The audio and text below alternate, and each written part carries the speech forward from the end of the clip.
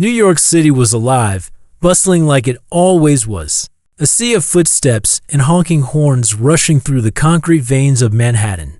But for Eli Turner, the city sounded different.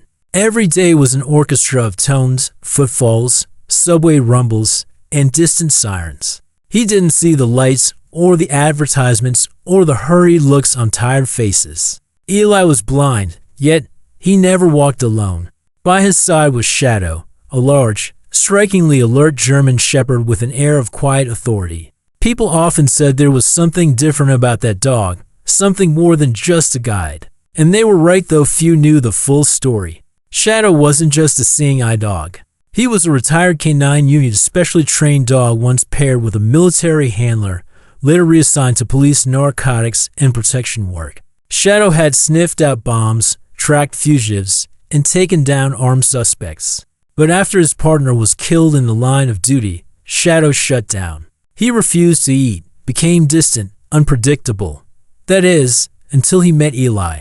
They found each other through a veterans rehabilitation program, a long shot, most said. A grieving dog and a man robbed of sight. But something clicked. Eli didn't treat Shadow like a tool. He spoke to him, listened to him, trusted him, and over time, Shadow began to trust back. It was a Wednesday morning. Eli and Shadow were walking their usual path from the apartment down Lexington Avenue to the small coffee shop on 43rd. Shadow always took the same route, pausing at curbs, stepping around obstacles, guiding Eli with the kind of precision you wouldn't believe unless you saw it.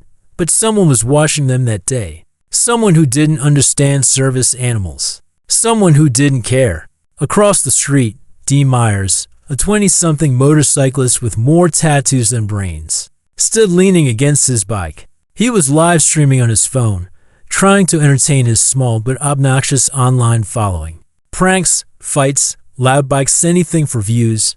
He spotted Eli. Yo, he laughed into his phone. Check this out, guy's blind, right? But that's a freaking police dog with him.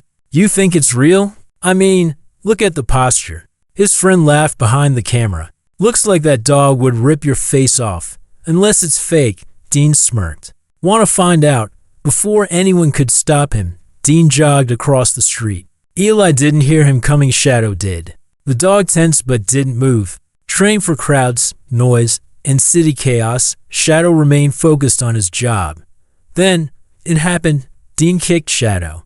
Not a nudge. Not a tap. A full, deliberate kick to the side, right between the ribs. Eli stumbled. Shadow barked once. A deep, guttural, warning bark that cut through the street like a gunshot. Passersby turned. Phones came out.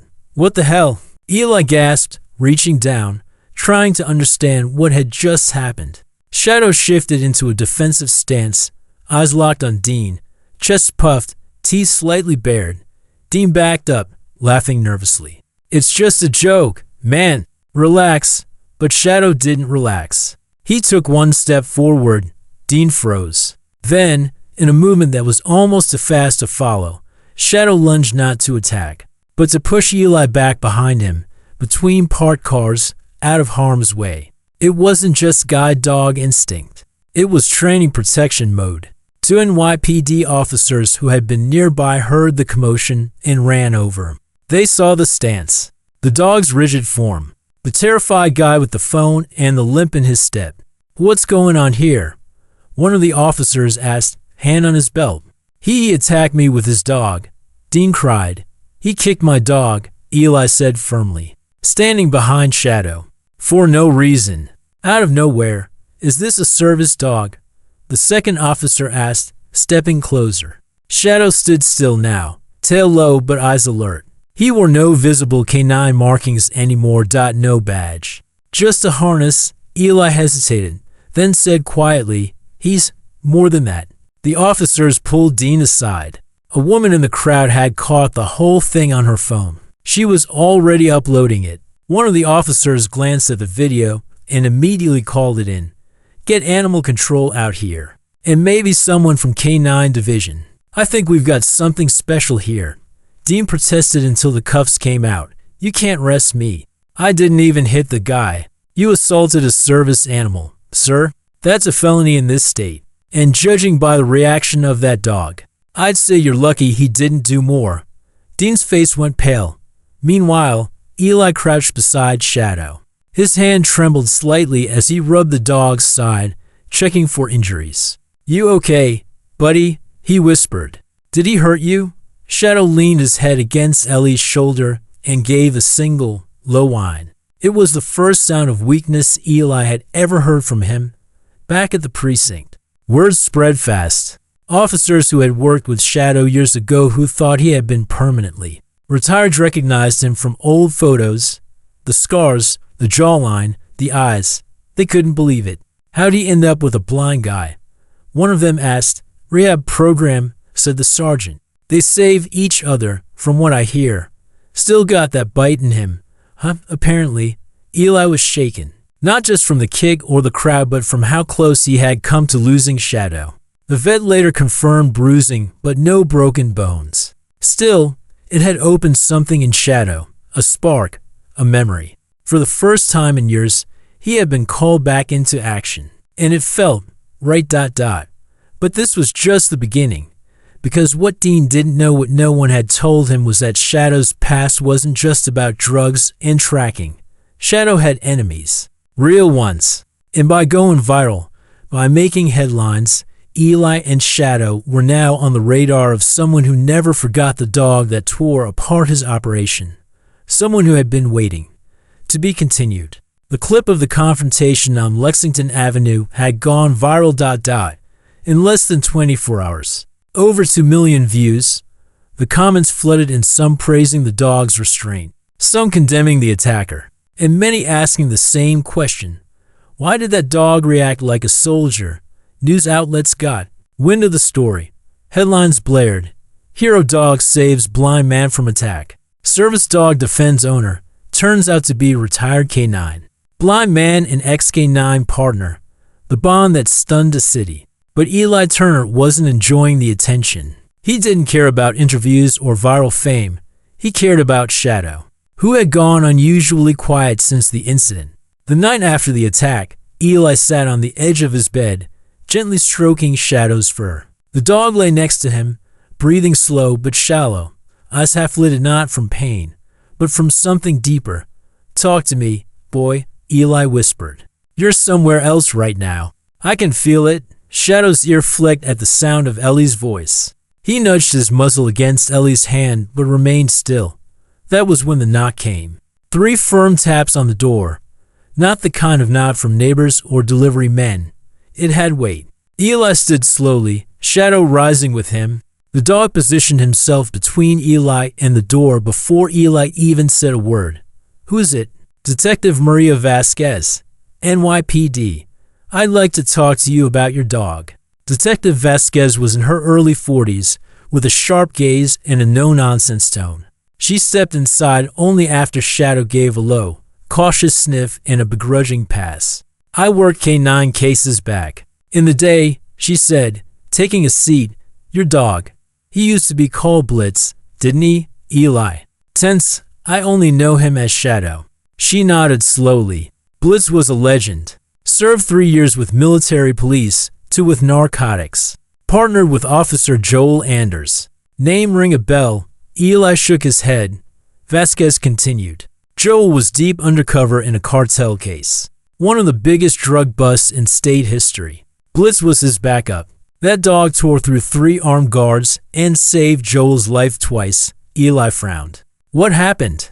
"Joel was killed. Close-range shooting.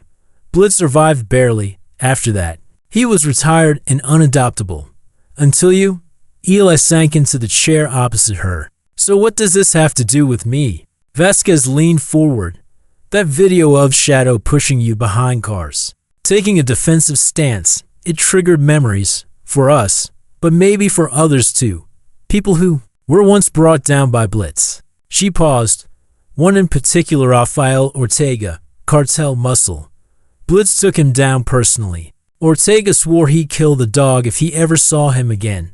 And he just got released last week. Early parole. Slipped under the radar. But now, your dog's face is everywhere." That night, Eli didn't sleep. The idea that Shadow, his protector, his lifeline, was now a target made something inside him twist. He thought about leaving the city, staying with family in Vermont, disappearing. But then again, how far could a blind man run with a wounded warrior? Shadow had given everything. Eli couldn't. Walk away now. A few days later, the coffee shop on 43rd was unusually quiet. Eli sat with his usual dark roast, Shadow at his feet, but there was tension in the air. He could feel it. The air was thicker. The room quieter. Then a voice. "You the blind guy from the video?" Eli turned his head. "Depends who's asking." The man chuckled. "No trouble. Just a fan. Hell of a dog you got there." Eli gave a polite nod, but Shadow was already rising. Hackles up, teeth bared, not barking, growling. A low, unbroken warning that sent a chill through the room. Eli tightened his grip on the leash. "What's wrong, boy?" The man stepped forward. "You know, there's a funny thing about K9 dogs. They never forget a scent or a face." And just like that, Eli knew.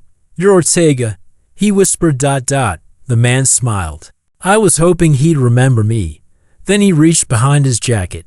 Everything happened in seconds. Shadow lunged not at the weapon, but at Ortega's wrist, clamping down with brutal precision. The gun dropped. Chaos erupted. Screams, chairs tipping. Eli hit the floor, but not before yelling, "Shadow, down." The dog obeyed, teeth still bared. Standing guard over Eli, Ortega bolted. Out the door, into the alley. Shadow turned his head, ready to chase, but Eli held firm. "No, stay." And the dog did, vibrating with tension, but listening. Minutes later, police arrived. Witnesses described the scene, the gun, the dog's reaction. Vasquez herself came down. "I told you he was dangerous," she muttered, cuffing Ortega. Back at the station, Shadow was cleared as a hero. Again. But the media storm exploded. Headlines went from viral curiosity to national sensation. Retired K9 dog saves blind owner from armed fugitive. Same dog that took down drug lord years ago foils revenge attempt. Eli became the face of something bigger: resilience, loyalty, justice. Shadow. He became a symbol. The warrior who never forgot his mission. But not everyone was celebrating. In a dimly lit warehouse just outside the city, a figure watched the news on a flickering screen. Rafael Ortega had tried and failed. Now someone else was watching. Someone who had once trained dogs like Blitz. Someone who believed. They had been betrayed by the system that used and discarded animals like machines. He leaned forward and whispered, "Let's see how loyal your dog really is." Murdoch Turner. To be continued. The city had barely caught its breath after the attack on Eli Turner, when new footage began circulating. Security cameras from a warehouse district captured Rafael Ortega being released on bail and entering an unmarked black van driven by a man no one could identify. The internet was ablaze with theories, but Eli didn't care about the rumors. His world was limited to the steady tap of his cane, the soft thump of Shadow's paws beside him, and the ever-growing sense of danger. His sanctuary had turned into a spotlight, and that light was drawing something dark toward him. Despite everything, Eli refused to leave the city. "This is our home," he said, kneeling in front of Shadow. "We don't run. Not anymore." Shadow nudged his chest, pressing his head against Ellie's heart like he understood. But what neither of them knew was that this time, the threat wasn't just after Eli. It was after Shadow himself. 3 days later, Eli received an anonymous envelope in his mailbox. Inside, a single photo. It showed Shadow in his military vest, teeth bared mid-charge, lunging at a cartel member on the ground. Blood splattered, bullet casings mid-air. It was raw and brutal. On the back of the photo, they called him Blitz. We called him Death. Ellie's hands trembled. Shadow sniffed the envelope, growling low. A name scribbled at the bottom. Dr. Conrad Eames. Detective Vasquez didn't need to Google it. Eames was head of behavioral conditioning for military K9's, brilliant but unstable. Got discharged for unauthorized trauma testing on retired dogs. And now he's working with Ortega? Eli asked. Vasquez nodded grimly. My guess? He wants Blitz back, not Shadow. Blitz, Eli looked down. Shadow sat obediently at his side, but his eyes were distant, haunted, like old ghosts were returning. What does he want with him? Eli asked.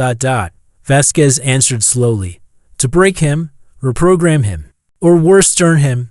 That night, Eli and Shadow went for a walk just like always, but nothing felt normal. They reached the park near 7th, a place usually buzzing with people and pets, but now eerily quiet. Suddenly, Shadow froze. A sharp whine escaped his throat. His nose lifted to the air. Muscles tensed. Eli reached out. What is it, boy? Then came the voice, calm, cold, mechanical.